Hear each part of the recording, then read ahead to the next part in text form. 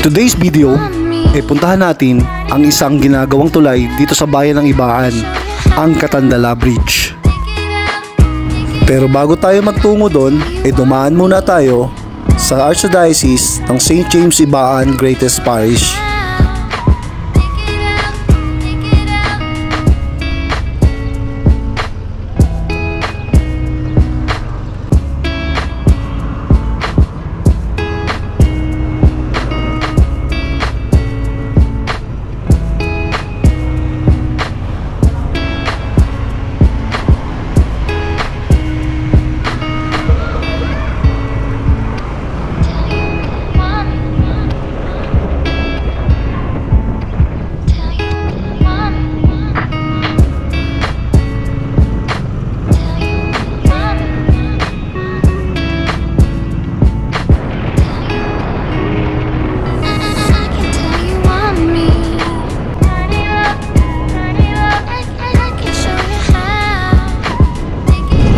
So hindi nga pala biro ang pumunta dito sa Catandala Bridge na ito.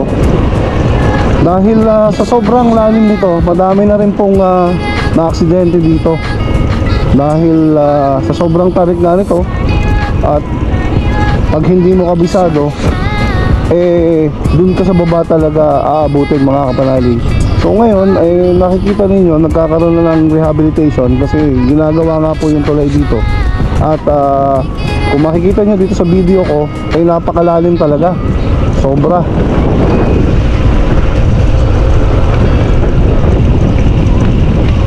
At makikita ninyo ay sinisimulan na nila itong ayusin para sa preparation dun sa ginagawang tulay, na napakalaki na magiging ambag nito, lalo tigit sa mga taga barangay Catandala, Mabalor at Panghayaan, na kung saan pag umuulan hindi makapunta dito sa bayan. Na-isolate po yung tatlong barangay dahil nga tumataas yung tubig. Ang ginawang daan dito ay spillway lamang, kaya hindi ito na pupuntahan o nakakalampas pag tumataas yung tubig. Ayan, no.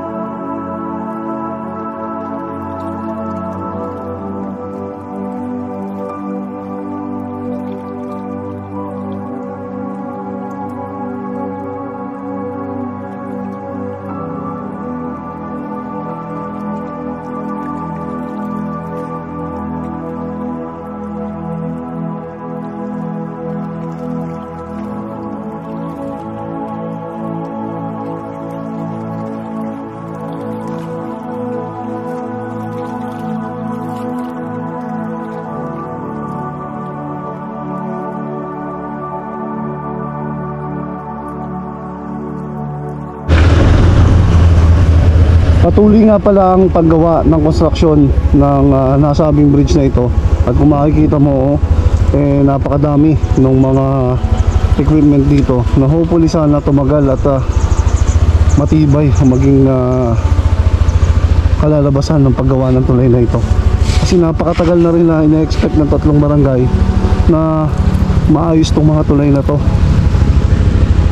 Malaki ng sakripisyo ng mga tao dito kasi pag nagkakaroon ng landslide dito, hindi madaanan, hindi makatawid sila. So lalo na pag malakas ang agos, no? Ayan, no? Buti magaling yung pagkakagawa dito.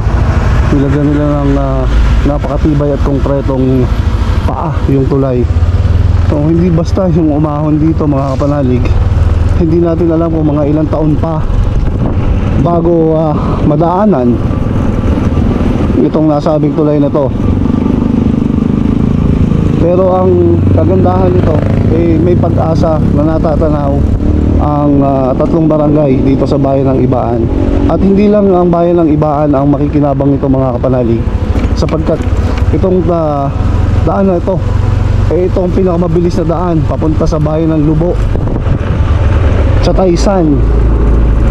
Ito po yung mabilis na daan. Kaya ito po yung binabagtas nilang daan ngayong wala pa yung bridge na napakatarik, medyo delikado. Hindi po nakakaahon dito pag mahina yung makina, lalo tigit yung mga truck, kasi siguradong i-atras ka sa sobrang ahon nito mga kapanalig. Ayan. So pakita ko sa inyo hanggang doon sa dulo kung gano'ng katarik yung pag-aahon dito mga kapanalig. Ito yung laging inaahon at iniligay yung risk ng buhay ng bawat dumadaan dito. Kapag pumupunta ka dito sa tulay na ito mga kapanalig, hindi biro at sakripisyo yung pag-aahon na ginagawa dito. Hindi ka pwedeng umahon dito na sa overcapacity yung kargado o yung karga mo. Kahit nga minsan yung tricycle, hirap na hirap pumahon dito mga kapanalig, sapagkat ito naman daan talaga ginawa lang pansamantala hanggang hindi pa nagagawa yung tulay. Pero at least ngayon makakakita na tayo ng pag-asa mga kapanalig. So yan yung boundaryhan ng barangay Balanga at ng Katandala mga kapanalig, ito hanggang dito. So ito yung mga makikinabang na barangay at ito yung magiging daanan nila papunta dito mga kapanalig. Kita mo naman yung nakalagay doon, pagbababa ka pa lang, babala, nakamamatay. So marami na rin pong kinuhang buhay ito na hindi taga rito sa amin o hindi taga rito sa bayan ng Ibaan na dumaan dito, sapagkat maraming mga sasakyan ang nahulog na dito dahil akala nila basta-basta lang yung ahon, yung lusong. So dito nagkakaroon ng aksidente. Siguro kita nyo dito sa video, ayan, sobrang steep po nito mga kapanalig, itong barangay Katandala o itong pag-akyat dito sa tulay na ito mga kapanalig. At kahit naglalakad ka lang dito mapapagod ka sigurado. Ayan.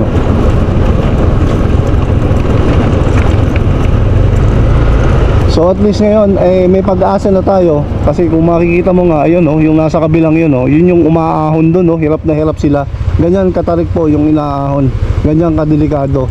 Kung makikita mo yung sasakyan na yun, umaahon doon sa taas, hirap na hirap mga kapanalig. Ayan, yun, ganun ka steep.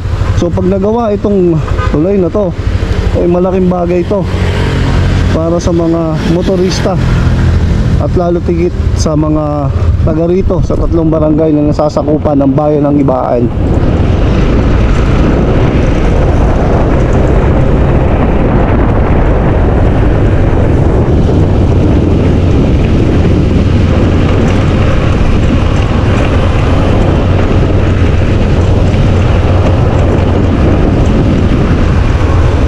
Kung makikita mo to, itong lugar na to, umaapaw to. Pag umaapaw to, umaabot yan doon sa puno nung doon sa kay Santiago, umaabot yung tubig doon. So hindi na makakadaan dito.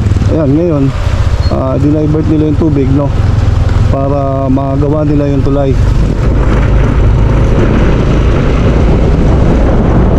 and hopefully sa mga susunod kong mga taon, ano, ay umaasa tayo na matatapos tong tulay na to. Ayan, at least ngayon mayroon na tayong nakikitang pag-asa na magagawa na ang tulay na to. So ito yung pinakadelikadong part sa umaahon at lumulusong dito, kasi sobrang steep nung daan dito mga kapanalig. Ayan, kung makikita ninyo, sana kita doon sa video, ganito po kataas. Kailangan mo mag-lean forward kasi baka tumaas yung gulong ng motor mo. So yung weight mo ilalagay mo sa unahan para hindi delikado mga kapanalig. Ganyan po kataas itong kinaahon natin ito mga kapanalig, dito sa Katandala Bridge na ito. So malaking bagay pag nagawa yung tulay na yon, hindi na tayo aahon ng ganitong kataas. Ayan, ganyan po.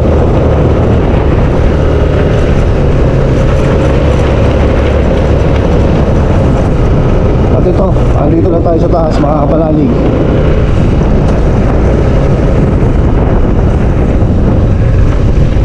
So sana po ay nag-enjoy kayo dito sa maliit nating vlog na ito. At least nakita natin yung Katandala Bridge mga kapanalig. Init. So sana po nag-enjoy kayo dun sa vlog natin na ito ngayon. At mabigyan ko pa kayo ng mga vlog sa mga susunod na araw, kasi umuulan, yun ang problema, hindi tayo makalabas at umuulan sa itong ating motor na to. Pero ngayon, at least ngayon may pag-asa tayo, no? So maraming salamat and thank you for always supporting Kapanalig Motor Rider. Thank you, bye bye.